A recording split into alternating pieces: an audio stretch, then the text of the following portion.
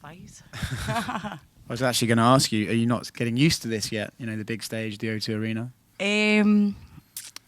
I've had some really good nights here, haven't I? It does feel like as home as the Echo does back in Liverpool. It's still an absolute spectacle and an honour to come down, and when you're a kid and you grow up and you're watching fighters fight in like arenas and you always want to go and do that. Yeah, I don't think it'll ever not be, what's the word?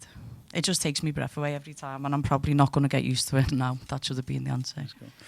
It's a tough one, right? Because you're coming back to have that experience, but the last fight you had here was so special and so amazing. Do you have to kind of put that out of your mind? So do you just think like, oh, I don't have to live up to that last one. I just got to focus on what we're doing this Saturday? 100%.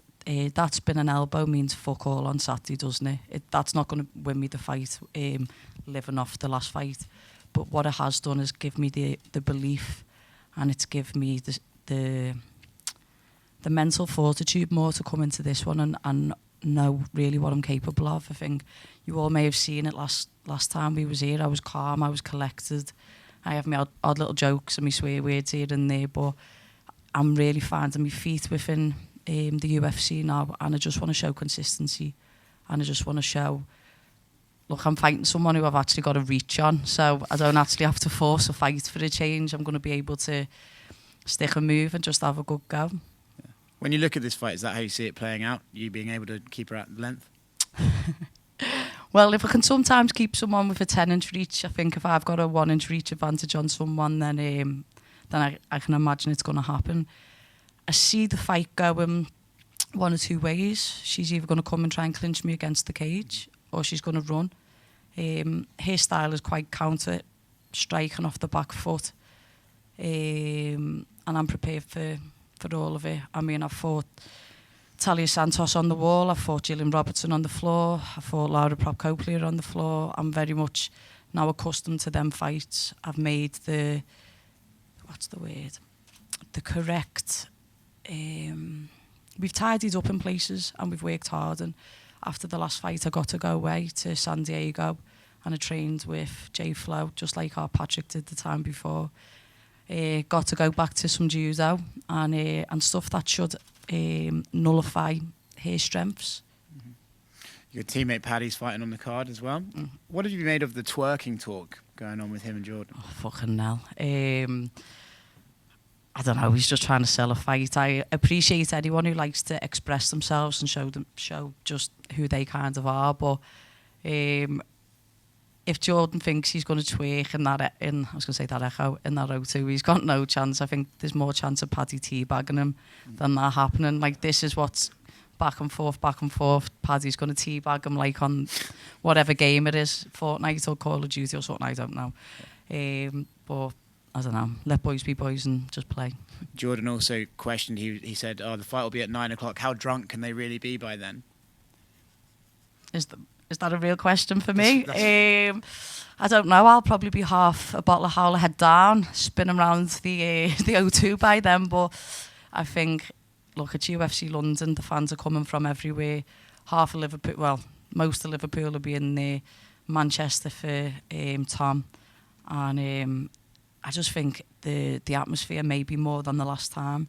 So to the foreign fans, just embrace it, because to the foreign fighters, just embrace it. Our fans don't mean any malice, but they get behind their own.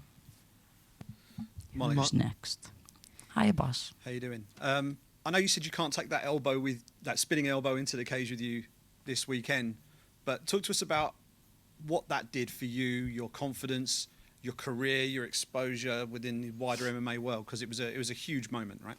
It kind of blew up, didn't it? The internet kind of blew up off that elbow, and for me it just solidified I am who I say I am. And prior to the UFC I had finishes and really nice ones with my hands, and this time I just got that moment where everyone got to really realise, fuck, that is what she's about. So moving forward from that, sometimes in a loss you have to take more lessons, but in that win I think I learned more lessons than the previous losses that I've had. I've went away and I've worked so hard on my grappling.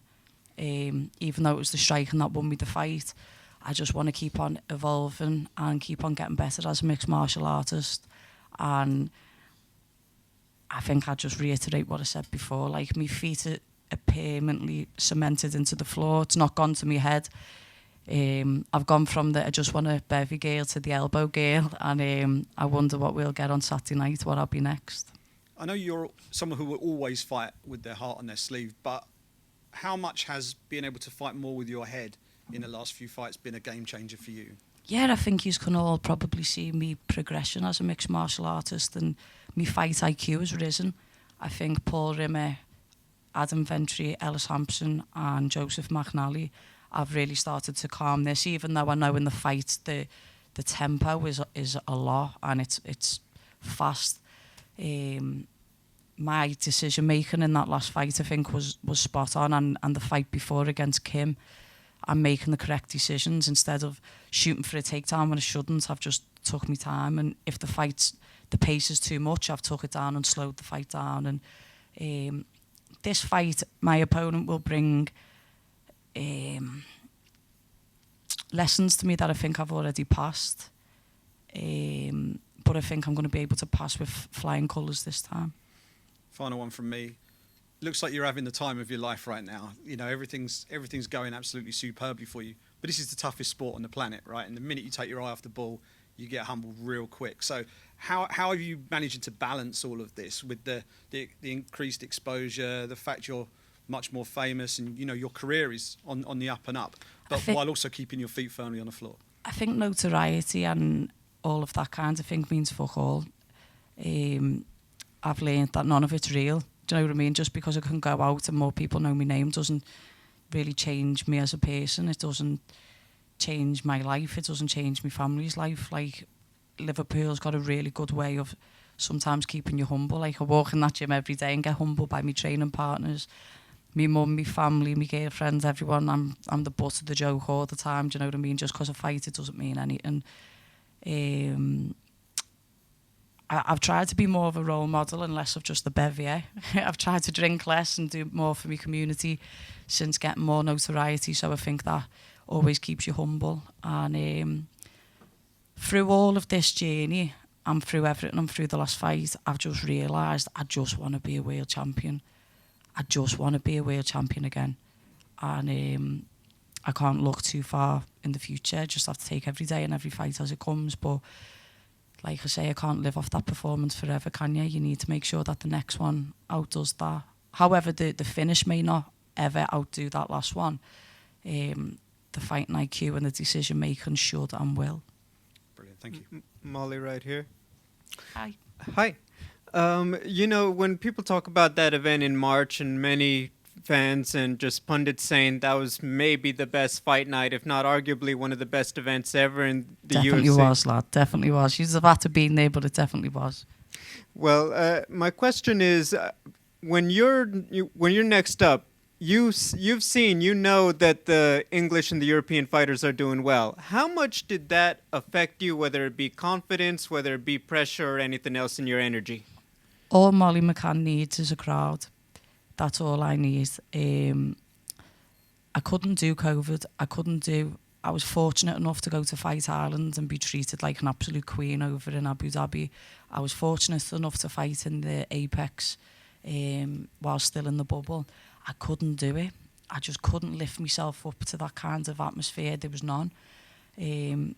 You give me 50 drunk fans and I'll still give you the fight of my life. But listening to that O2, being in that changing room when me and Patrick was getting ready, and we was watching it before we left, whilst we was on the way, and near enough every GB fighter was getting the finishes and getting the wins, and you could just feel the momentum, and the momentum was building. And the second I heard my walkout tune and just looked at everyone, and it was massive for me to see I hadn't won in the COVID, so to walk out and that many people be cheering for me and wanting me to win really, really blew me away. And then I had said the whole fight week and the whole fight camp, this is for yous. I understand like how long yous have waited. It's as long as we've waited for this fight night back in London. And I just knew what I was ready to give, and I know it'll be a similar case on Saturday. Do you feel that the European fighters have some pressure going into this one? Because the last one was so good, it's almost like, oh my gosh, everyone has to deliver again. And you're only responsible, obviously, for your own fight. But do you feel like collectively there is a bit of that kind of energy going into this? I think as long as you don't let the ego run away with yourself after wins, like what we've all managed to do. And Tom Aspinall's like a really good example of it. Good win, good win, good win. Doesn't let him run away, doesn't add pressure to him. He just gets on with his job. I think as long as you're focused, I don't think there's any more added pressure. From that last fight, my life completely changed in terms of sponsorship. I don't have to go into a fight now worrying about, what if I lose? I'm only going to get half. Would that even cover 6 months, like rent and bills and all that kind of stuff? I get in there and I feel like a diamond's created, like pressure creates diamonds, and I'm ready to just keep on creating. So will I feel the pressure? No. Will I feel nerves of having a fight? 100%. Who doesn't? I'm just ready to have a go, to be honest, mate. My final question, are you the only teammate who's allowed to call Paddy Patrick? Well, it's his fucking name, so I don't know why no one calls him it. Do you know how many trolls I get online from the Americans where they go, why are you calling him Patrick? I'm like, that's his name, that's why. I don't know. He just calls me the meatball and I just call him Patrick. It's been that way since he had braces and I was working at Subway. Thank you. Molly, you mentioned obviously about your life changing, about financially not having to worry going into a fight. How does that affect you mentally, not having that kind of pressure about, I need to win this in order to pay my bills? I think most people who watch the sport and most people in here love what they do, and sometimes everyone's thinking, am I going to make it to the end of the month? Because sometimes you're not getting paid like a lot, do you know what I mean? I wouldn't say I've got outrageous amounts because there's probably half the card earn more than what I earn, but just not having the extra. When you're going to a fight and you're in camp, you just want to be thinking, I'm going to improve there, I'm going to get better there. I think when you start having to think about money and survival post-fight, it can just be detrimental to your thought process. And when I'm in the cage, if I'm in a compromising situation, I want to be thinking, stop here passing, stop the arm, stop the elbow. I don't want to be thinking, fuck, if she moves here and I'm over, I'm not going to be able to pay me bills. And I've been really fortunate that Barstool's come in, give me a sponsorship deal where I'm comfortable to just give my whole self and to training. And I think every fighter does. By hook or by crook, we all find a way to make it work, whether you have to have 2 jobs outside of it. Everything that you do, you'll always give your best to it. But I just feel like I'm in a position now where I can just ultimately give my whole self to every training session. And instead of having to go and do other stuff, I can just put the Normatec on and recover. I can go for a cryotherapy. I can go for a walk with my dog Frank and just relax and take in the sun that's not really ever in Liverpool, do you know what I mean? But it's harder in some ways because you're probably more broken because you're training harder and you're giving more. But there's less pressure, which is better. You know, you mentioned about, being more grounded, being very calm, focused, and we definitely saw that before your last fight as well. How much of a difference does that make in your performance when you are kind of mentally grounded, mentally focused? How much does that affect the way you perform? I feel like mind, body and soul, when it's all together, you get the best performances of your career. And you can see it when, like, Conor McGregor, you can see when he was at that Zen flow and he had those amazing finishes. And then when he was being a bit, I don't know, like, whether to say, like, manic or, like, a little bit everywhere, probably because he was feeling the pressure a little bit, that the fights don't always go the way that you want them. So, for me, it has just been really important just to make sure that I keep my feet on the floor and just... Yeah, I forgot your question halfway through. Sorry, I've had a long day. That's okay. How does that affect your performance when you're... It affects my performance in a positive manner. I was saying 2019 I came to fight Zombie Girl, was it? Priscilla Cachoeira. And I remember sitting here and I was just taking it all in, and I was so fucking scared, and I couldn't eat all week. I didn't even have to do a salt bath or anything because I was that nervous. My energy was so drained, but I was still able to give the performance of my life. So when you're not constantly drained, you can just give more. If you're in the cage and you're punching and you're not on the back foot already in here, your recovery is better, and you're thinking better, and your combos just come together, and you're more alert and you can see. So I think it's real positive. And, you know, when you think about the fight this Saturday, how do you envision it? How do you see it going down in your head? I think most fighters have their moments and their zen like flow, and Paddy will probably be when he's like rapping and on the mat and he's giving it. Mine's when I'm going for me run, or when I'm walking to the gym and I'm warming up and I have my music in my head, and I just constantly think like I'm going to command the centre of the ring, of the cage, and I'm just going to go and do me, and I'm not going to force the finish. The finish will come. I haven't got to force a win, and I do feel, and I have envisaged, and in training, it's all mirroring together that I will get the finish. Whether it needs to be a grappling, a submission, or whether it's going to be a striking finish, I think every single person who's been around me, who's been in camp, who's watched me this week, can just tell something special is coming.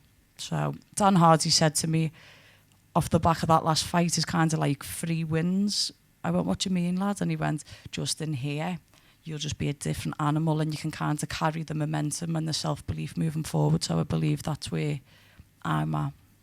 Thank you. No problem. Molly, just in terms of you and Paddy going global from Liverpool, how does that actually feel to represent Liverpool and to just go global with your best mate? It's a bit of a mad one, to be honest, because I think in the summer, Graham Boylan managed to do a really good job for me to go from like New York to Phoenix to San Diego, and I got to go and train and do loads of like public like meet and greets and fucking all mad podcasts and meeting all just amazing people. And I remember I always say this, there's a song, I think it's called Oh What a Night, and me and Paddy always sing it, and we was driving to Six Flags from San Diego, so he was going to a theme park, and I looked at him and I looked at his fiancée Laura, and I turned it up and I went, never forget this moment. And he was like, what do you mean? I was like, this song, this moment, we're kids from Liverpool who grew up council estate with nothing, and we're just out here living, I suppose you could say, best life, but just everything we've worked for. And the good thing is we epitomise being a Scouser. And some people might not like it, but I know everyone back home is proud of us, because we just try and be honest, we try and just tell the truth, we try and be funny, and we try and give paying customers and working class people what they deserve when they're paying and when they're watching. And at the end of the day, it's prize fighting, it's gamesmanship and sportsmanship, and you want to see it all, so we try our very best to give that to everyone. So back in March, Paddy was taking the mick out of you for Everton, maybe going down, and Liverpool winning everything. Now Liverpool didn't win the Champions League and the Premier League. You stayed up. You were at Goodison Park celebrating. That must have been mega. I think it was BT put it out there, didn't they, half the world seeing me like scale. I was like in the main stand up a tier, managed to jump down, hang down into someone's box. I was like, love, can I get down there? She's like, yeah, getting ready to catch me.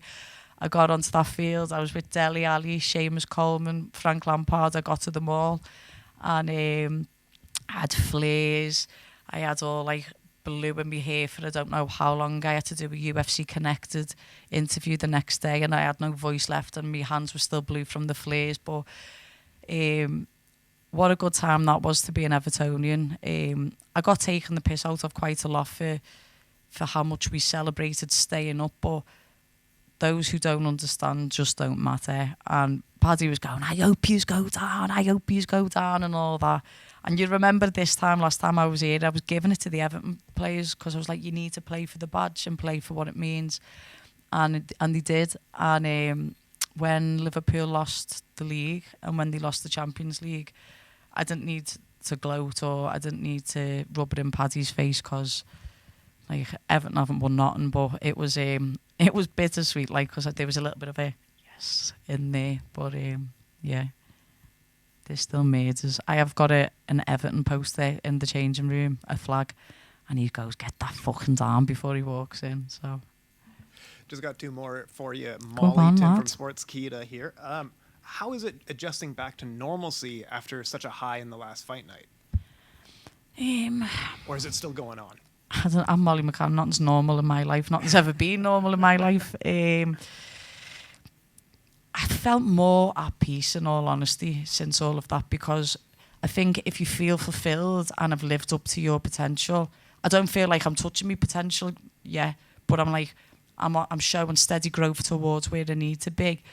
Then it's all good. I think the hardest part's learning to say no and not giving too much of myself to everyone else, which in this fight camp I've also learned to do. I have done nothing but eat, sleep and train.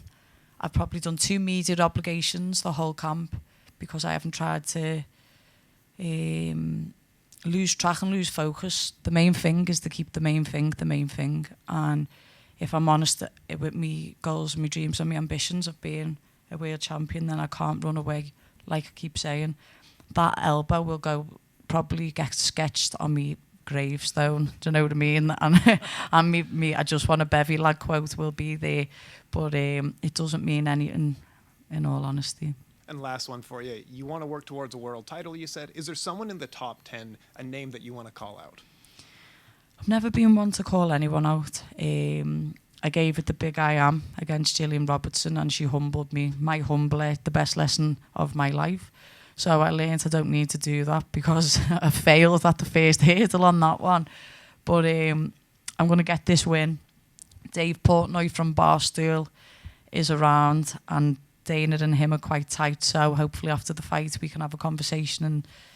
And I would like to fight again in November in the Mecca of all Meccas for strikers, and I'll just leave it into their hands to see who I'll be fighting against.